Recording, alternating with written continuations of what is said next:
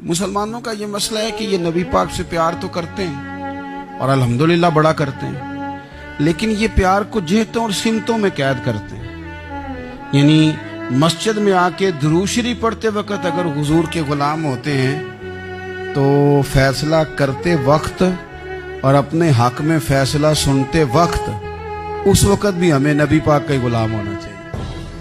हमें वोट लेते वक्त भी हुजूर के गुलाम और वोट देते वक्त भी नबी पाक सल्लल्लाहु अलैहि वसल्लम के गुलाम। तो जब तक निजाम नाफिज नहीं होता, निजाम, यूरोप को आपकी नमाज से तकलीफ ही कोई नहीं तो नमाज पढ़ने के लिए मस्जिदें बनाने की इजाजत देते हैं। कुरान पाक जितना मर्जी आप वहां पढ़े वो इजाजत देते हैं। आप ज़कातें दें जितनी मर्जी, वहां से लोग चंदे इकट्ठे करके यहाँ नहीं ले आते, करें जो मर्जी।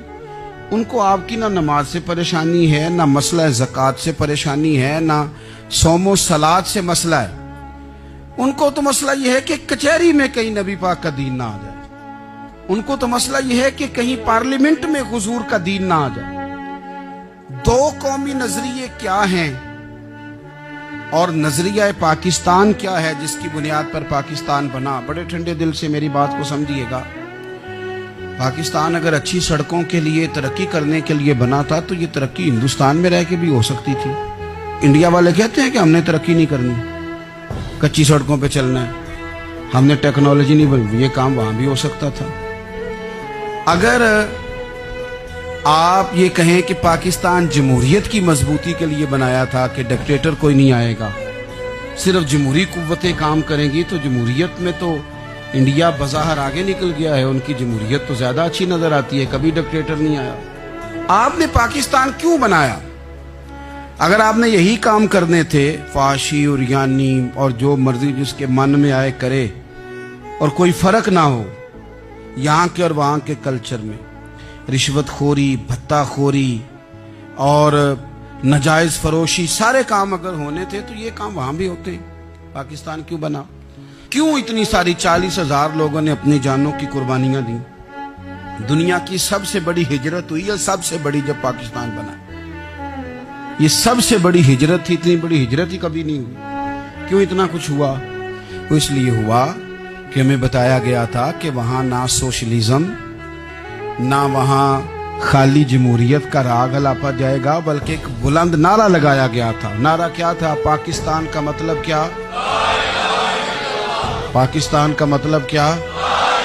ला इलाहा इल्लल्लाह मुहम्मद रसूलुल्लाह सल्लल्लाहु अलैहि। ये उन्वान बनाया गया।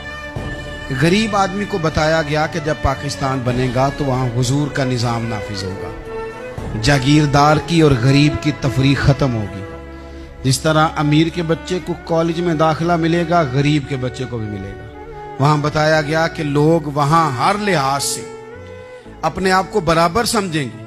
वहां वही बात होगी जो जनाब सिद्दीक अकबर करते थे। वहां वही जुमले दोहराए जाएंगे जो हजरत उमर फरमाते थे। वहां उसी तरह गरीब पर सखावत की जाएगी, उसे दिया जाएगा जिस तरह हजरत उस्मान गनी करते थे। वहां उसी तरह फक्र का दौर दौरा होगा, सादगी का हुस्न होगा, अपनायत का नूर होगा जो मौला अली शेर खुदा ने अता फरमाया था। इस सोच की बुनियाद पर पाकिस्तान बनाया गया, इस सोच की बुनियाद पर, और इसी सोच को आगे लेकर के जाया गया। कोई सियासी पार्टी अब ये बात नहीं करती। दो कौमी नजरिए का माना यह था कि हिंदू अलग कौम है, मुसलमान एक अलग कौम है, उनका रहना सहना, उठना बैठना, खाना पीना अलग है। हमारा उठना बैठना, खाना पीना, सारे मामलात अलग हैं। तहजीब व तमद्दुन अलग है। लिहाजा हमें अलग से खित्ता चाहिए जहां हम इस्लामी नजरियात के मुताबिक आजाद होकर अपना वक्त गुजार सके। इस दो कौमी नजरिए की बुनियाद पर, दो कौमी पहले तो अल्लामा इकबाल इसके कायल नहीं थे। अल्लामा इकबाल का पहले ख्याल यह था कि सारे जहां से अच्छा हिंदुस्तान हमारा, ये इकबाल ने लिखा था। फिर इकबाल कहते हैं मेरी सोच बदली और फिर मैंने कहा कि नहीं, खित्तों के जोर पे नहीं, आप रंग नस्ल के जोर पे नहीं, बल्कि कहने लगे कि अपनी मिल्लत पर कयास अक़वाम मगरिब से न कर, खास है तरकीब में कौमे रसूल हाशिम।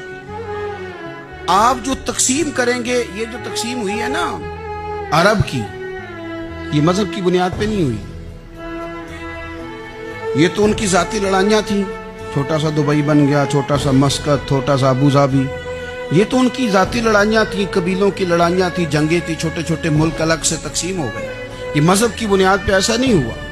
दुनिया में जितनी रियासतें टूट कर बड़ी रियासतों से अलग हुई तो उसमें यह था कि हमारी कौम अलग है, हम सरदार अलहदा से हैं, इसलिए हम अलहदगी पसंद हैं। दुनिया के अंदर दो ही वतन हैं जो दीन के नाम पे बने, दो ही स्टेट हैं जो इस्लाम के नाम पर वजूद में आई।